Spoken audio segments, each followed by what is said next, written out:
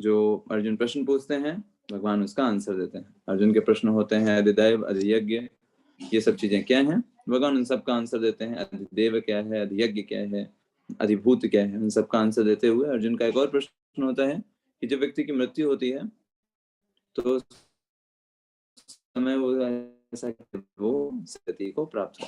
हमने उसके लिए भी आंसर दिया कि तुमको क्या करना होगा उस समय, अगर तुम मेरा भाव रखोगे, मेरी शरण लिए रहोगे, तो तुम निश्चित रूप से मेरे पास आओगे। और भगवान ने साथ साथ भी बताया कि जीवन में रहते हुए एवं सारी जिम्मेदारियों को निभाते हुए भी हमें भगवान को हमेशा प्रायोरिटी में रखना है। भगवान को जो हम उनका स्मरण हम जीवन भर कंटिन्यू रखेंगे, चाहे कितने भी चैलेंजेस हैं, चाहे कितनी भी समस्याएं हैं, अगर हम भगवान को अपने जीवन में मुख्य रूप से एक केंद्र बना करके चलेंगे तो निश्चित तौर पर जब जीवन का अंत आएगा तो हम उस समय भगवान को याद कर पाएंगे। सो ये एक प्रोसेस है, एक अभ्यास है। अभ्यास योग युक्तेन बिकम परफेक्ट। अगर हम प्रैक्टिस करते हैं तो कर सकते हैं। ये हमारी तरफ से एक प्रैक्टिस होती है, जो भी कार्य करें उनके आदेशों के अनुसंगत में हो। ऐसा कोई भी कार्य, ऐसा कोई भी क्रिया ना करें जिससे भगवान के आदेशों की अवहेलना हो। इस चीज का हम ध्यान रखते हैं खास करके। तो भगवान ने ये बताया, तस्मात् सर्वेषु कालेषु, प्रत्येक समय में माम अनुस्मर युद्ध चा, मेरा स्मरण करो और युद्ध करो। दोनों कार्य तुमको करने पड़ेंगे। अर्जुन का पहला कॉन्सेप्ट क्या था, ठीक है हम आपका स्मरण करेंगे लेकिन युद्ध नहीं करेंगे। भगवान ने कहा नहीं, मैं चाहता हूँ तुम्हें युद्ध करना। और भक्ति क्या है, भक्ति का मतलब होता है भगवान जो चाहते हैं वो हमें करना है।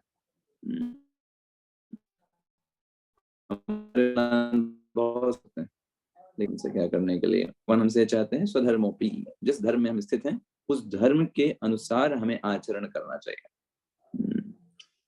भगवान इसके बारे में भगवत गीता में कई बार बताते हैं। जैसे हमने पिछली बार भी डिस्कशन किया, 2 श्लोकों गीता में 2 बार बताया। एक क्या है, मन्ना भव भक्तो मद्याजी माम नमस्कुरु, मुझे नमस्कार करो। ये भगवान ने 2 बार।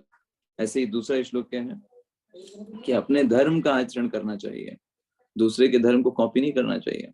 कॉपी करना हमेशा खतरनाक होता है।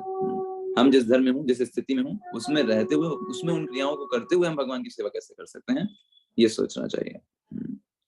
अगर हम दूसरे को कॉपी करेंगे तो फिर वो भयावह, पर धर्मो भयावह, वो भयावह होता है। तो भगवान 2 श्लोकों पे जोड़ देते हैं। तो इस तरीके से भगवान ने इस अध्याय में ये बताया। और फिर भगवान ने आगे, भगवान ने स्वरूप का वर्णन किया और किस तरीके से जो योग मिश्र भक्त होते हैं उनका प्रयाण काल में क्या क्या उनको करना पड़ता है वो बताया। फिर भगवान ने बताया शुद्ध भक्त जो होते हैं उनको क्या क्या करना होता है, वो 14 से 16 वो पूरी तरीके से भगवान पर निर्भर रहते हैं, उन्होंने बताया। फिर उसके बाद काल की हमने देखा मटेरियल वर्ल्ड और स्पिरिचुअल वर्ल्ड में डिफरेंस। भगवान ने 17, 18, 19 में मटेरियल वर्ल्ड के बारे में बताया, किस तरीके से ब्रह्मा के एक दिन में 1000 चतुर्युग होते हैं, वो सारी चीजें बताई। रात्रि भी उतनी बड़ी होती है। किस तरीके से जीव जो होते हैं महाप्रलय के समय सारे के सारे जीव गर्भोदक से विष्णु की नाभि में स्थित हो जाते हैं, और फिर जब वो उठते हैं ब्रह्मा जी, फिर से वो जीवों को वहां से उठा करके पूरे विश्व में उनके लास्ट समय में जो डिजायर थी उसके अनुसार उनको शरीर प्रदान कर देते हैं। हमने एग्जाम्पल भी लिया था, जैसे अगर रात में अगर आप ये सोच करके सोए हैं कि मुझे सुबह उठकर क्रिकेट खेलने जाना है या मूवी देखने जाना है, तो सुबह उठ करके आप वही काम करोगे क्योंकि आपने रात में वही डिजायर किया था। ठीक ऐसे ही जीव जब सोते हैं गर्भोदक से विष्णु की नाभि में, तो उस समय उनकी जो भी इच्छाएं होती हैं ब्रह्मा जी जब पुनः उनको उठाते हैं उसी प्रकार का शरीर उनको नए में दे देता है। और फिर हमने स्पिरिचुअल वर्ल्ड के बारे में 20, 21 और 22 के 3 श्लोकों में स्पिरिचुअल वर्ल्ड के बारे में भगवान बताते हैं कि मेरा जो लोक है वो इस भौतिक जगत की तरह नहीं है। परस्तु मास्तु भावोन्यो व्यक्तो व्यक्तात् सनातना, वो तो एकदम चिर वहां पर है, शाश्वत धाम है, वहां कोई भी क्षय कोई भी विनाश नहीं होता। अब भगवान ये 23 से लेकर के 26 में क्या बताने वाले हैं, इसमें मुख्य रूप से केंद्र में ये रहेगा कि कैसे एक जो योगी होता है या ज्ञानी होता है या फिर भक्त को बोलना है, ये लोग क्या प्रक्रिया के किस समय में अपनी मृत्यु को स्वीकार करें जिसके कारण इनकी गति जो हो वो अच्छी हो जाए। ये मुख्य रूप से बताएंगे। तो यहाँ पर इस श्लोक में भगवान वही बोल रहे हैं, यत्र काले वृत्तिम आवृत्तिम चैव योगिनः प्रयाता यान्ति तं कालम वक्ष्यामि भरतर्षभा। हे भरत श्रेष्ठ, अब मैं तुम्हें उन विभिन्न कालों को बताऊंगा जिनमें इस संसार से प्रयाण करने के बाद योगी पुनः आता है अथवा नहीं आता। मतलब एक्चुअली काल भी डिपेंड करता है। जो योगी लोग होते हैं ना, उनका एक पर्टिकुलर टाइम होता है। अगर उस पर्टिकुलर टाइम पर ही उन्होंने अपनी देह को छोड़ा तभी उनको सदगति मिलेगी। अगर वो ऐसा नहीं कर पाए, उस पर्टिकुलर कॉल में उन्होंने नहीं छोड़ा और वो मिस कर दिया उन्होंने किसी कारणवश, तो फिर उनको पुनः इस भौतिक जगत में लौट करके आना पड़ता है, पुनः शरीर लेना पड़ेगा। इसलिए भगवान बताने जा रहे हैं ये चीज भक्तों के लिए नहीं है। प्रभुपाद जी सबसे पहले तात्पर्य में इसी चीज को लिख देते हैं। हमको आश्वस्त कराने के लिए भगवान उन कालों के बारे में बताने जा रहे हैं जिसमें योगी शरीर को छोड़ेगा तो पुनः उसको नहीं आना पड़ेगा भौतिक जगत में, और अगर उसमें नहीं छोड़ पाया तो पुनः उसको भौतिक जगत में आना पड़ेगा। इसलिए योगी को बहुत ज्यादा कॉशियस रहना पड़ता है। आप जैसे कई लोगों को सुनते भी होंगे, किसी व्यक्ति को पहले से पता था उस शरीर कब छोड़ेगा, उसने अपनी लकड़ियां भी इंतजाम कर ली, सारी व्यवस्थाएं भी कर लिया, है ना, और फिर एग्जैक्टली उसी समय पे उसने शरीर छोड़ा। तो योगी ऐसा कर सकते हैं, है ना। जैसे आपने भीष्म पितामह का उदाहरण सुना होगा। भीष्म पितामह ने एग्जैक्टली उनको जब शरीर छोड़ना था वहीं पे छोड़ा, जब सूर्य उत्तरायण में हो गया, सारी चीजें अनुकूल हो गई। तो वही भी भगवान बताने वाले हैं किस तरीके से अनुकूल दशाएं क्या होती हैं, कौन सी वो काल होता है जिसमें अगर योगी छोड़ेगा शरीर डायरेक्ट जाएगा, स्पिरिचुअल वर्ल्ड में जाएगा, वापस आने का कोई चांस नहीं। तो जब भी कोई मृत्यु होती है तो दो प्रकार के पाथ होते हैं जो एक आत्मा को ट्रेवल करना होता है। एक को बोलते हैं प्रकाश का मार्ग, एक को बोलते हैं अंधकार का मार्ग। तो प्रकाश का मार्ग क्या है कि आत्मा जो है वो स्पिरिचुअल वर्ल्ड चली जाए, ये प्रकाश का मार्ग है। अंधकार का मार्ग क्या है? अंधकार का मार्ग है वो यहीं भटकता रहे 84 लाख योनियों में, ऐसे समय पे शरीर को त्यागा, ऐसी चेतना में शरीर को त्यागा कि अभी वापस से यहाँ पर घूम रहा है। तो प्रभुपाद जी सबसे पहले तात्पर्य में लिखते हैं हमको आश्वस्त करने के लिए कि परमेश्वर के अनन्य और पूर्ण शरणागत भक्तों को, ये इंपॉर्टेंट है। कई बार लोग बस ये देख लेते हैं, हाँ भाई भक्तों को चिंता नहीं करनी चाहिए, लेकिन भक्त कौन से? जो अनन्य है, और क्या है दूसरी चीज, सेकंड चीज क्या है? पूर्ण शरणागत। पूर्ण शरणागत का मतलब क्या होता है? जो भगवान को करना ही करें, हम हर एक परिस्थिति के लिए तैयार हैं, आपकी भक्ति करने के लिए, आपसे प्रेम करने के लिए हर एक परिस्थिति में तैयार। ये होते हैं पूर्ण शरणागत। कम शरणागत का मतलब क्या होता है? देखो भाई हमारे ऐसा ऐसा करोगे तो ठीक ठीक, ऐसा कर दिए तो गड़बड़, ये है थोड़े मोड़े शरणागत। तो प्रभुपाद जी लिखते हैं जो अनन्य शरणागत होते हैं उनको चिंता करने की कोई जरूरत है ही नहीं। क्यों? क्योंकि वो सब कुछ कृष्ण पर छोड़ते हैं और बहुत आसानी से भगवत धाम चले जाते हैं। कोई बहुत डिफिकल्ट नहीं होता उनको, ये कॉल देखना है, इसी काल में शरीर छोड़ेंगे, इस काल में छोड़ दिए तो गड़बड़ हो जाएगा ना, कुछ नहीं देखना पड़ता। इसके लिए एग्जाम्पल देख सकते हैं। जैसे कोई अगर 5 साल का बच्चा है, 4 साल का बच्चा है, वो पूरी तरीके से माता पिता पर निर्भर होता है। अगर मान लीजिए माता पिता को दिल्ली से बनारस जाना, तो भी क्या छोटे बच्चे को टिकट कराना पड़ेगा क्या अपने आप अलग से? तो बोलेगा नहीं मेरा टिकट कराओ, मेरे लिए खाना रखो, मेरे लिए कपड़े रखो, सब माता पिता रख देते हैं। वो सब माता पिता की हेडेक है, बच्चा मस्त एंजॉय करता है। वैसे ही जो भक्त का काम क्या है? भगवान पर निर्भर रहना कि भगवान हम तो आपके हैं, हम तो आपके लिए हैं, ऐसा करके वो निर्भर रहता है। और सब कुछ उसके चीजें अपने आप ही भगवान उसके लिए अवेलेबल करा देता है। ऐसा नहीं उसको संसार में कुछ नहीं मिलेगा, ऐसा नहीं उसको संसार में सामान नहीं मिलेगा, ऐसा नहीं उसको जब शरीर छोड़ेगा तो उसको कुछ कहीं का रहेगा नहीं, सब भगवान मेंटेन करते हैं, उसको कोई कमी नहीं रहेगी संसार में, उसको हर एक चीज की अवेलेबिलिटी भगवान कराता है ना।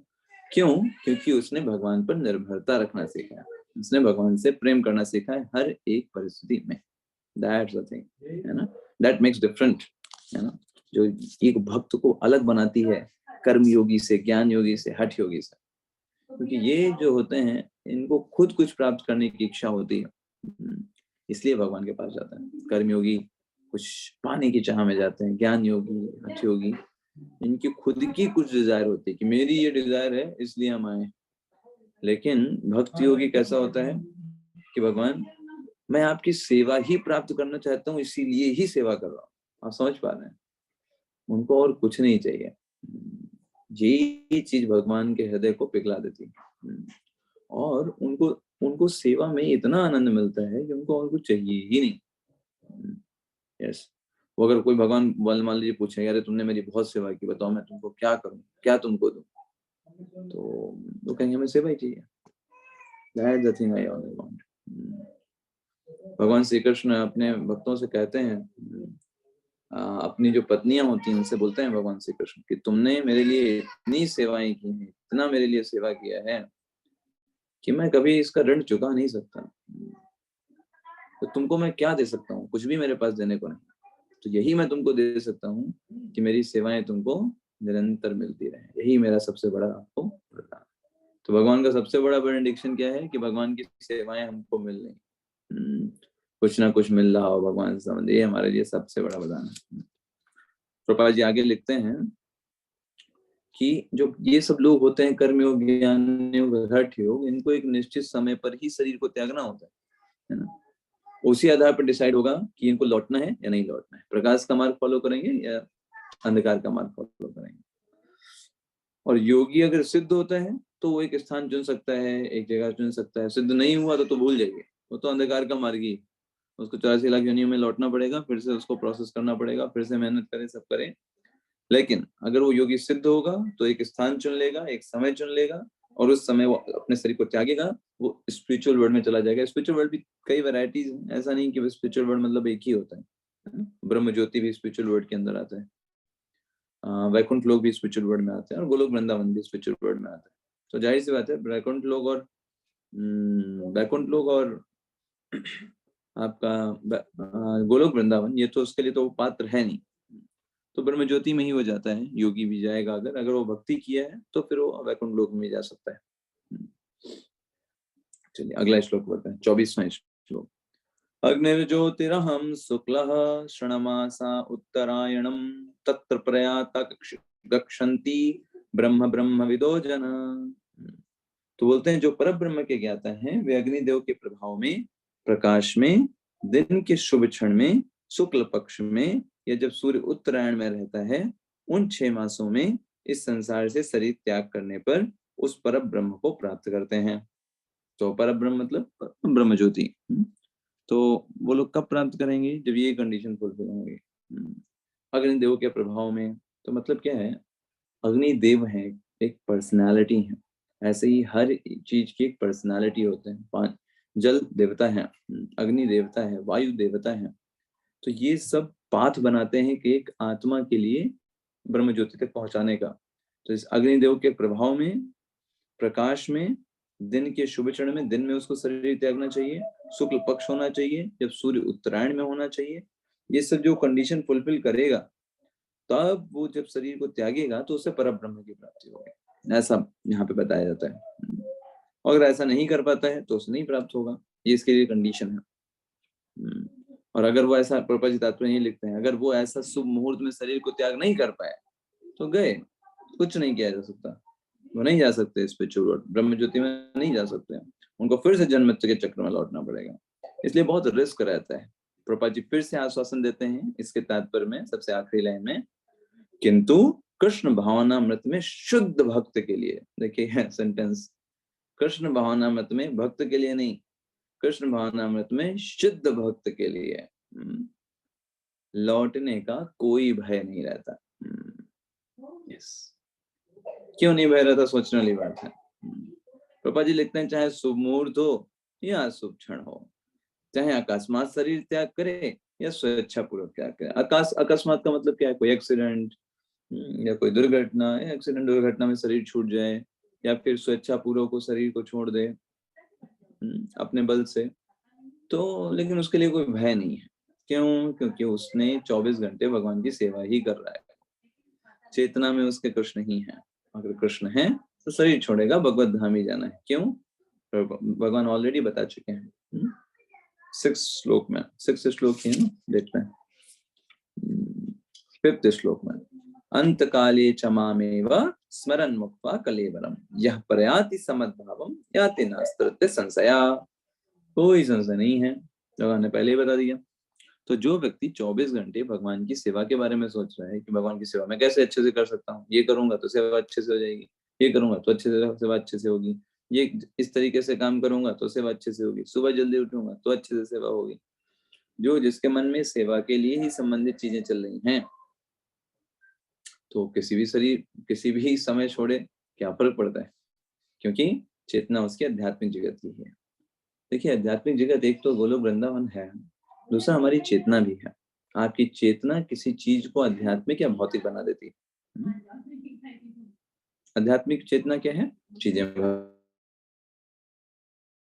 हैं, भगवान है, मैं उनकी सेवा के लिए हूँ, चीजों की। सभी लोग भगवान के दास हैं और मैं भगवान का सेवक हूँ, और मुझे सबकी सेवा करनी है। ये हो गया आध्यात्मिक जगत। भौतिक जगत क्या है? सभी लोग मेरे, मैं जो बोलूंगा वो उसको करना है। मैंने अगर किसी चीज को मना किया तो नहीं होना चाहिए। क्यों? क्योंकि मैं बॉस हूं ना। ये क्या हो गया? भौतिक जगत हो गया। तो आपकी चेतना किसी आपके परिवार के माहौल को, आपके व्यवहार के द्वारा आध्यात्मिक या भौतिक आप बना सकते हो। जैसे मोबाइल है, तो मोबाइल अच्छा है, भौतिक है या आध्यात्मिक है? डिपेंड ऑन इट्स यूज, है ना। आप इसमें भगवत गीता पढ़ते हैं, है ना, इसके माध्यम से आप भक्तों से बात करते हैं, क्लासेस अटेंड करते हैं, तो ये आध्यात्मिक हो गया। आपको यही मोबाइल जो है, इसके माध्यम से आप आध्यात्मिक जगत की ओर बढ़ रहे हैं। और इसी मोबाइल में आप मूवीज देखिए, फिल्मी सॉन्ग सुनिए, और आप गलत तरीके से आप फालतू में अपने समय को वेस्ट करिए विभिन्न सोशल वेबसाइट्स के माध्यम से। तो यही आपको भौतिकता में घसीटेगा, जन्म मृत्यु के चक्र में घसीटेगा। प्रकाश का मार्ग और अंधकार का मार्ग भक्त के लिए इस तरीके से आप समझ सकते हैं।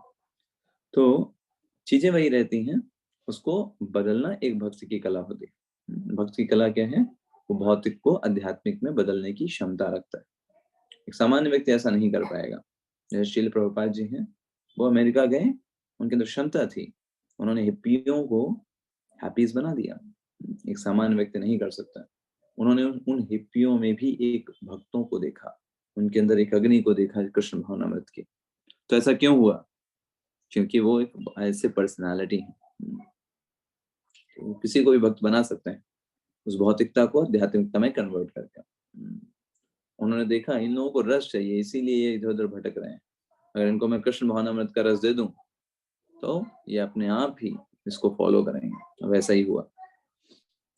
चलिए, तो इसलिए भक्तों जो शुद्ध भक्ति कर रहा है, मतलब जो भगवान की प्रसन्नता के लिए कार्य कर रहा है, खुद के लिए नहीं कर रहा है, ऐसा भक्त को कोई भी चिंता नहीं करने की जरूरत है। भगवान उसका वहन करते हैं। करहु सदा तिन कै रखवारी, जिम बालक राखे महतारी। जैसे एक बालक को माता रक्षा करती है समस्त प्रकार के दुखों से, है ना, बस बालक को क्या करना है? माता के प्रति सरेंडर करना होता है। ये बोले कि माँ आप मेरी माँ हो, ये उसको सरेंडर करना होता है। जब वो सरेंडर हो गया, तब माता सब खाने पीने सोने कपड़े इसकी व्यवस्था माता के द्वारा होती है। ऐसे समझ सकते हैं। ऐसे ही भक्त की पूरी जिम्मेदारी भगवान कृष्ण की होती है। हालांकि भक्त उनसे कभी मांगता नहीं है ये सब चीजें कि हमें ये सब चाहिए, वो चाहिए, ये चीज चाहिए, वो चीज चाहिए, लेकिन भगवान अपने आप प्रेम के वश देते हैं।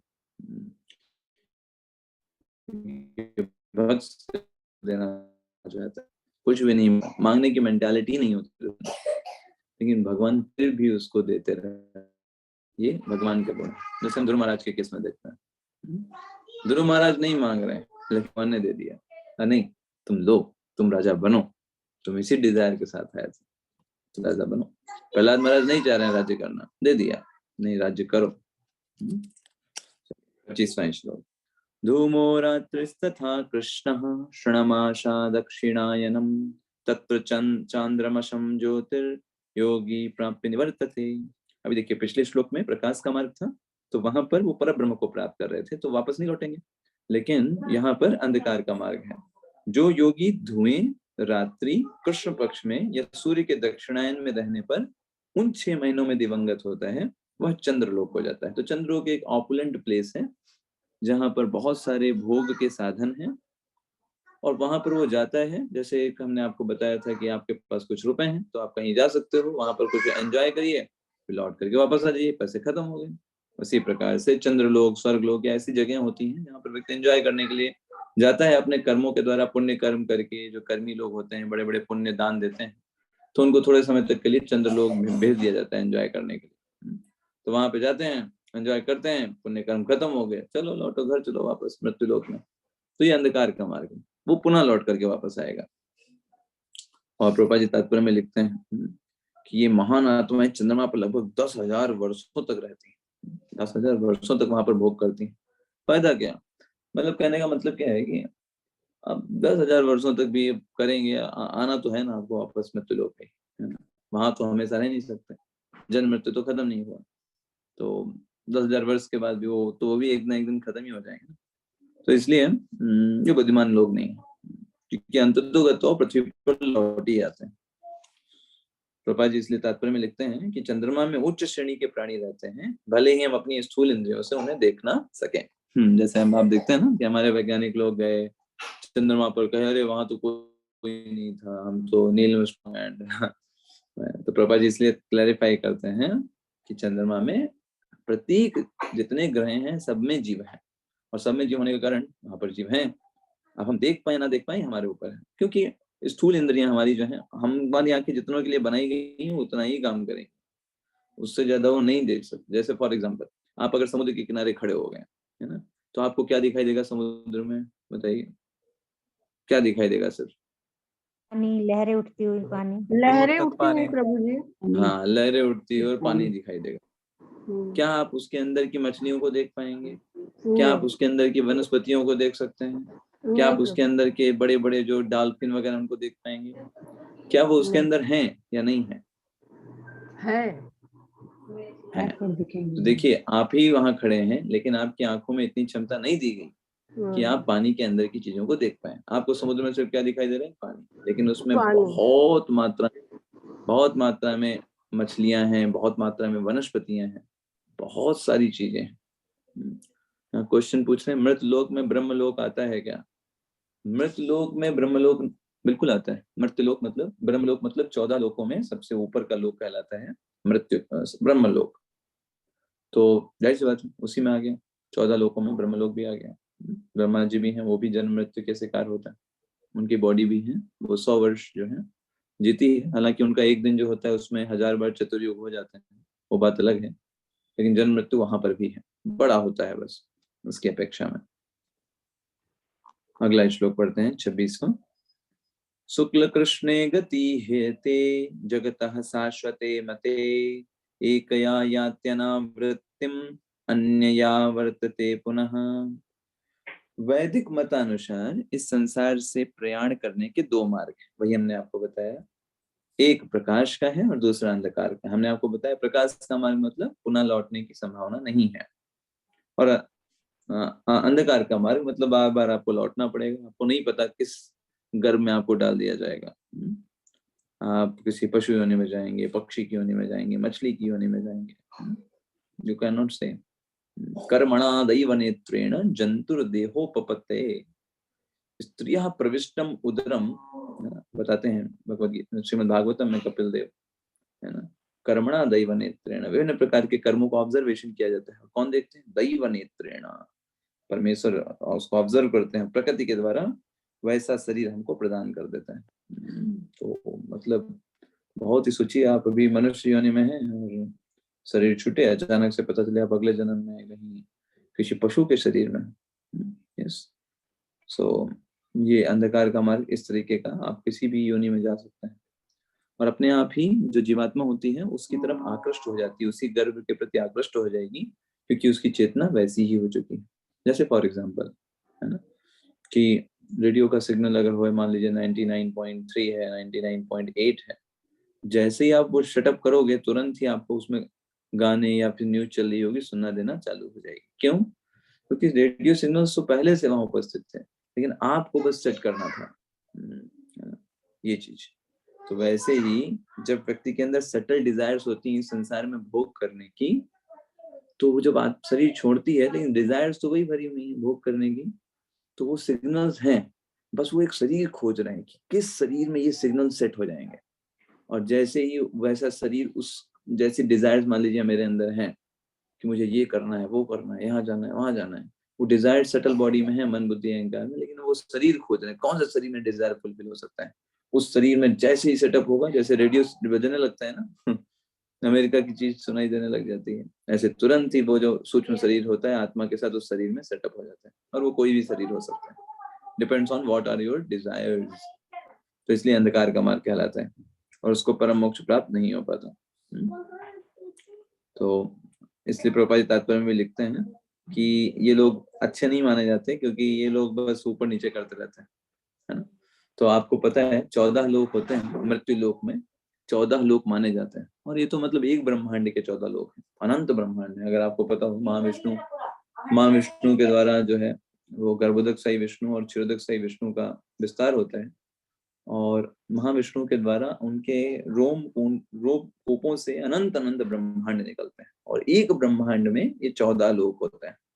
नीचे जैसे पाताल, अतल, वितल, तलल, सुतल, महातल, भूवर लोक, स्वर्ग लोक, जन लोक, तप लोक, महर लोक और ब्रह्म लोक, ऐसे कर करके 14 भुवन होते हैं। ये 14 लोक हर एक ब्रह्मांड में होते हैं। हर एक ब्रह्मांड में अलग अलग ब्रह्मा जी हैं और अलग अलग देवताओं का सेट है। यहाँ पे राजा इंद्र कोई है, यहाँ पे दूसरा कोई राजा इंद्र है, वहां पे दूसरा कोई राजा इंद्र है। इस तरीके से भगवान की अनंत शक्ति है, अनंत भगवान की जीवात्माएं हैं। और भगवान सबको प्रेम करते हैं, सबको प्रेम करते हैं, चाहे कोई जीवात्मा कुछ भी क्यों ना करे, कितना ही निकृष्ट क्यों ना हो जाए। भगवान सबका वेट करते हैं कब वो मुड़ेंगे मेरी तरफ और अपने जीवन को शुद्ध करके मेरी तरफ वापस आएंगे, है ना। सो ये हमारी रिस्पॉन्सिबिलिटी है कि हमें प्रत्येक दिन भगवान के नामों का ध्यान पूर्वक जप करना चाहिए, है ना, ताकि हम अपने इस भगवत मार्ग को, ये ना तो हम इसको अंधकार ना तो प्रकाश, हम कहेंगे ये मार्ग है भगवान की कृपा का, भगवान की सेवा का मार्ग है, अंधकार या प्रकाश का नहीं है। हम अंधकार या प्रकाश से नहीं डरते भक्त कि हमें वापस लौट करके आना पड़ेगा। उनको इससे फर्क नहीं पड़ता कि हमको वापस आना पड़ेगा। गोपियों का अगर उदाहरण लें तो वो भगवान की सेवा इतने मात्रा से करना चाहती हैं। वो कहती हैं अगर मुझे करोड़ों करोड़ों जन्मों तक नरक में भी वास करना पड़े, लेकिन अगर मेरे उस कार्य से भगवान कृष्ण के मुख पर एक मुस्कान आ जाती तो मुझे वो स्वीकार है। ये गोपियों का स्तर है। तो हम उस लेवल पर नहीं कार्य कर सकते और आर्टिफिशियल हमें कहना भी नहीं चाहिए, लेकिन एटलीस्ट हमें प्रयास करना चाहिए कि हम जो कुछ भी कर सकें अपने स्तर पर भगवान की प्रसन्नता के लिए करना चाहिए। अपनी प्रसन्नता के लिए ठीक है, हम बहुत सारे कार्य करते हैं, बट हम भगवान के लिए कितना समय निकाल रहे हैं? क्या हम भगवान के लिए थोड़ा समय भगवान का नाम जो जप करते हैं वही नहीं निकाल पा रहे हैं? और वो कर रहे हैं तो वो कितने गंभीरता के साथ कर रहे हैं, या सिर्फ हम उसको काटने का प्रयास कर रहे हैं? तो इसको हमें बार बार देखना चाहिए, अवलोकन करना चाहिए, समीक्षा करनी चाहिए और आगे बढ़ना चाहिए। इस तरीके से आगे बढ़ते रहेंगे और भगवान की भक्ति में प्रगति करते हुए एक दिन हम भी शुद्ध भक्त बन जाएंगे, है ना। ठीक है, तो हम आज यहीं तक रखेंगे क्लास को। श्रीमद् भगवद गीता की जय। श्रील प्रभुपाद प्रभु जी। जय। हरे कृष्ण प्रभु जी। हरे कृष्णा प्रभु जी। कृष्णा प्रभु जी। प्रभु जी। हरे कृष्ण। हरे कृष्ण प्रभु जी। हरे कृष्णा प्रभु जी। हरे कृष्ण। हरे कृष्णा प्रभु जी। हरे कृष्ण। हरे कृष्ण। हरे कृष्ण। आज बहुत